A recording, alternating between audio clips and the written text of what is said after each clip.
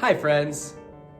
Yesterday I suggested to you that one of the most significant decisions that we make on a day-to-day basis is the choice of our attitude.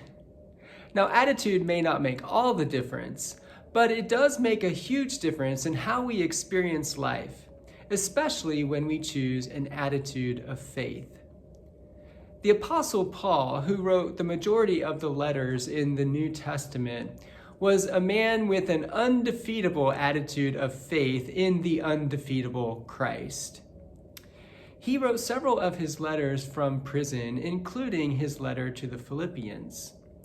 In this letter to the Christians at Philippi, Paul did not mince words when it came to attitude. Although the congregation at Philippi was a fairly peaceful and happy one, there were some personality conflicts that could have derailed them and hindered their work and their witness. So knowing how counterproductive that would be, Paul comes right to the point and talks about what kind of attitude they should have. He writes in Philippians 2:1 and 2, "If then there is any encouragement in Christ, any consolation from love, any sharing in the Spirit, any compassion and sympathy, make my joy complete. Be of the same mind, having the same love, being in full accord and of one mind."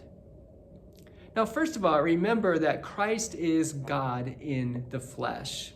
When Jesus was born, the divine entered humanity, and heaven came to earth. So Christ is God with us and God for us. So, Paul writes, if there is any encouragement in Christ. Well, of course there is. What more encouragement could there be than knowing Emmanuel, God is with us? If there is any consolation from love. Well, of course there is. What other than love would move Christ not only to give up his heavenly throne, but also to give up his own life on our behalf? If there is any sharing in the Spirit, well, of course there is.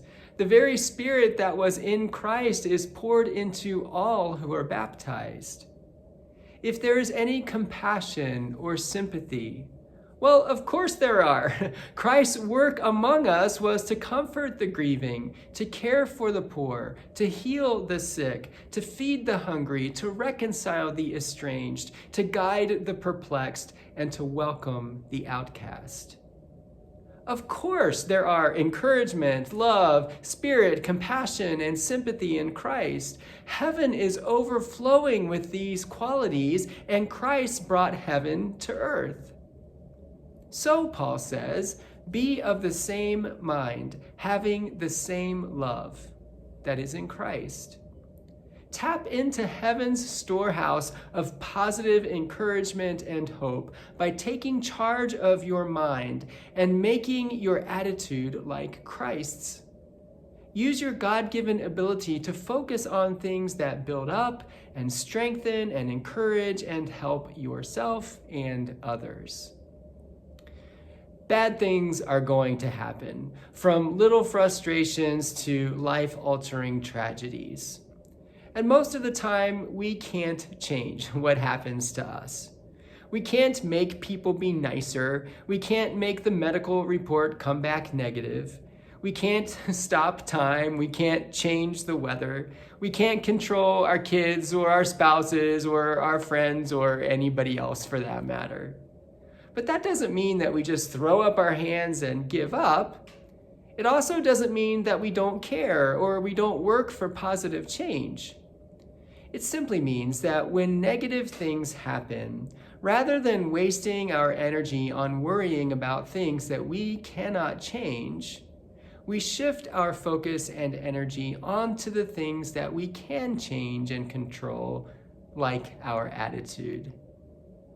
May God grant each of us the serenity to accept the things that we cannot change, the courage to change the things that we can, and the wisdom to know the difference. Thanks for listening. I'll see you again tomorrow.